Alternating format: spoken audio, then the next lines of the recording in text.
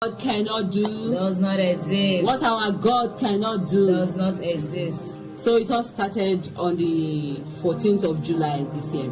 My mom fell ill, so we took her to the hospital. They carried out, they did wider tests on her. They saw malaria and typhoid. They started treating her of that. But 3 days, after 3 days, there was no improvement. The headache refused to stop. In fact, it was even getting worse. So the doctor advised that we go for a CT scan. When we went for the CT scan, they said that there was something in her brain. So for further investigation, we're directed to another hospital, a specialist hospital, to see a neurologist. When we got there, they now said for clarity we have to go for the MRI scan. That was how we went for the scan, and they discovered that she had brain hemorrhage, blood in the brain. They quickly put her on oxygen and took her to the ICU. Quickly put her on oxygen and all that. When they put the oxygen, they discovered that oxygen level was 42, and they said the normal level was supposed to be between 90 and 100. So they checked her kidney. Her kidney had dropped to stage 4, close to stage 5. They said there's a thin line between stage 4 and stage 5. They were even contemplating on dialysis at this point, and they said there was fluid in her lungs. That was why her lungs was not expanding to take off enough oxygen. And this period, Pastor Jerry, was as if the NSPPD prayer, all the prayers on NSPPD this period was just for my family. Today they will say kidney failure.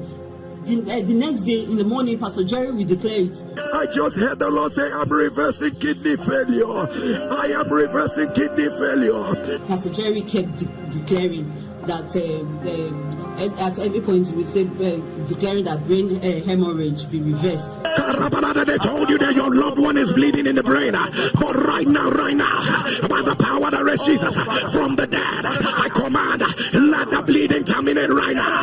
Let the bleeding terminate. The next test, it will be a better version of the last test. That was how it was. These are all the tests that we did. My mom almost became like a mad ladder. All these things you're saying, it's not just one inside though. We have 4 in some and 5 in some. Just like that. These are all the tests. These are all the tests.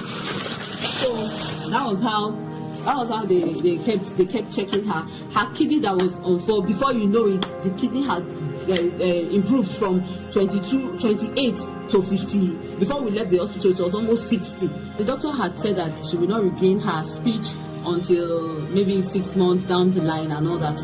But to God be the glory, within 8 days, God showed up and she was able to recognize her children. She was able to remember words. She was able to remember names and all that. The last follow-up test we went for, the doctor was so impressed.